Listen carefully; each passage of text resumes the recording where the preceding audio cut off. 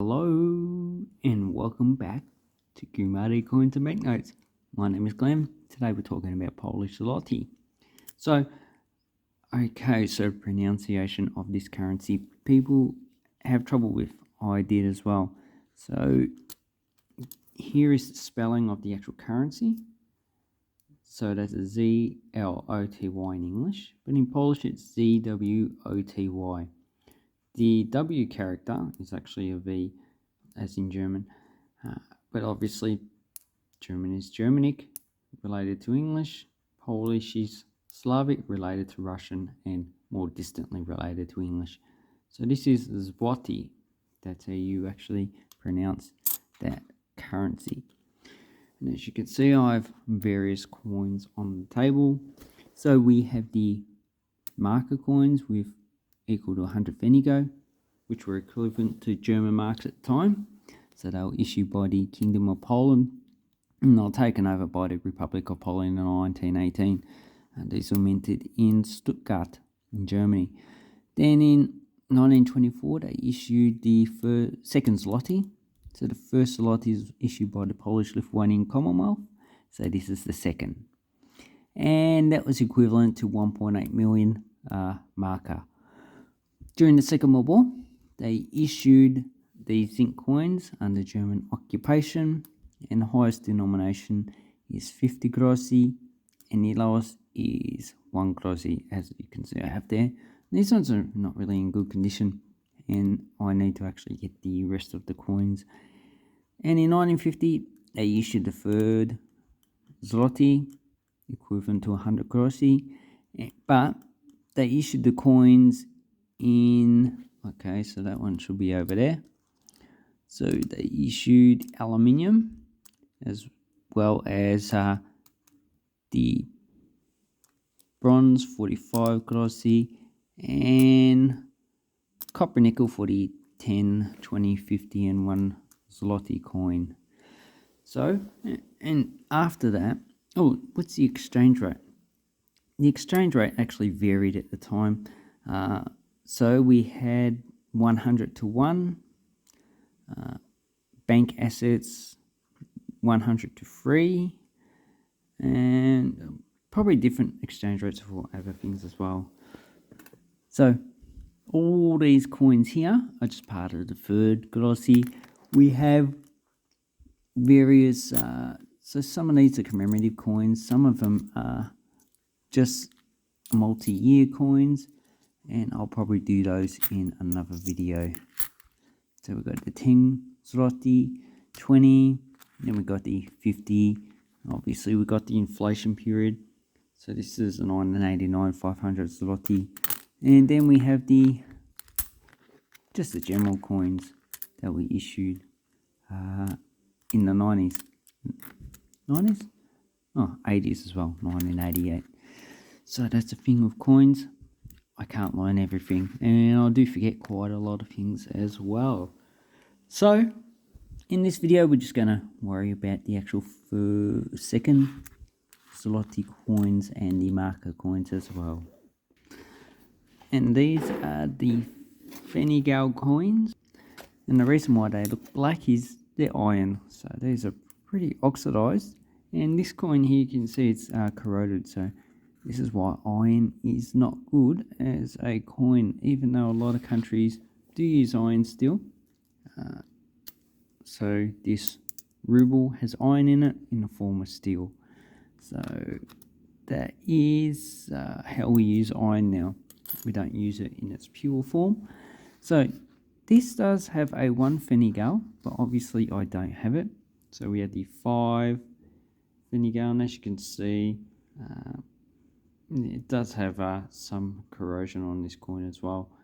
Now it looks like this one might have been rotated or probably even minted on another coin, so stamped over top. So what we can see there could have been 5 Pfennig of Germany, I don't know. So that's just something I just look at here.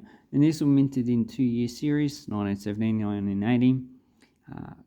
depending on the coin. So this one, the 1918, is a lot more common.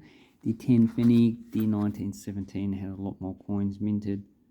And on the obverse, we had the Polish eagle.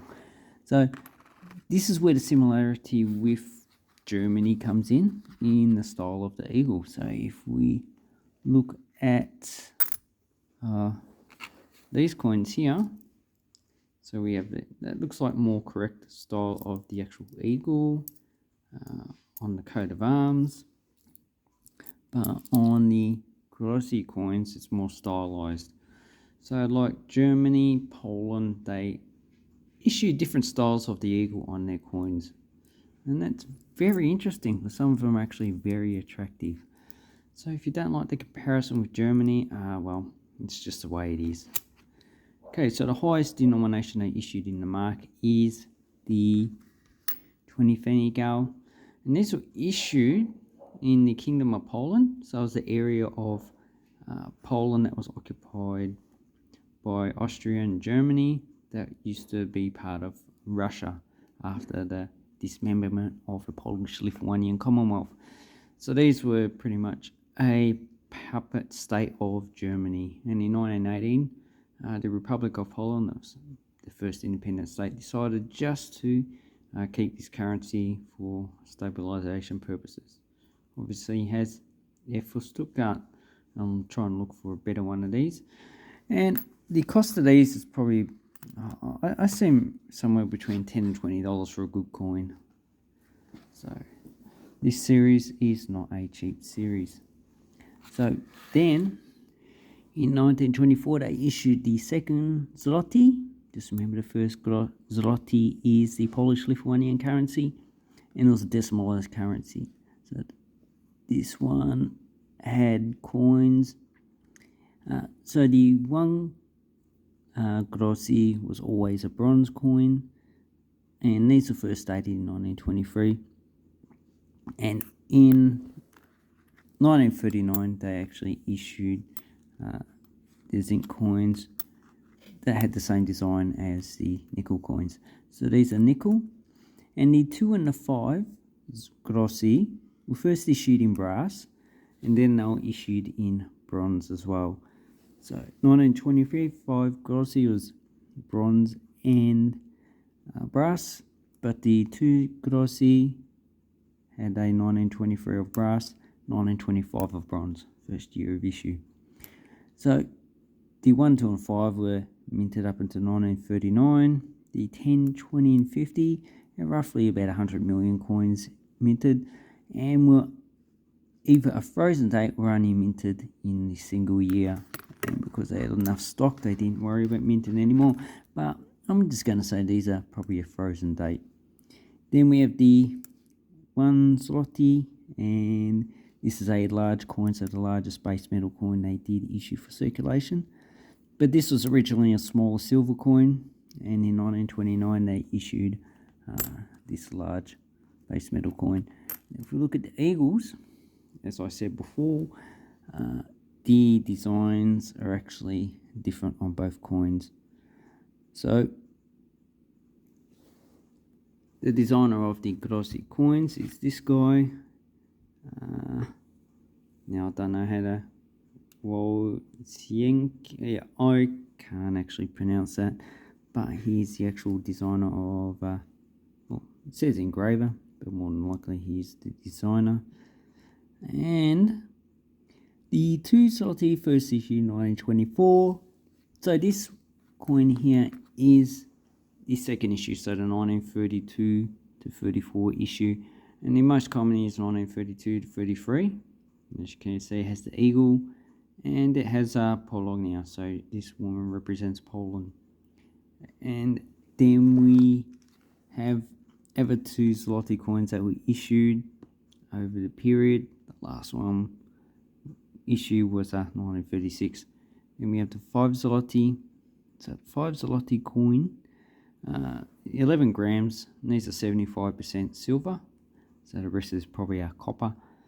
And this one has a silver value of about $10 in today's coin value. And as you can see, the 2 and the 5 are the same design. So 1934 for the 5 zloty. I think that's the lowest mintage of this design. If we look on Numastar, so we have 1932, 2 mint marks, all up 4 million coins, 33, 11 million, and 1934, 250,000. So this is the key date for this coin collecting part of Poland.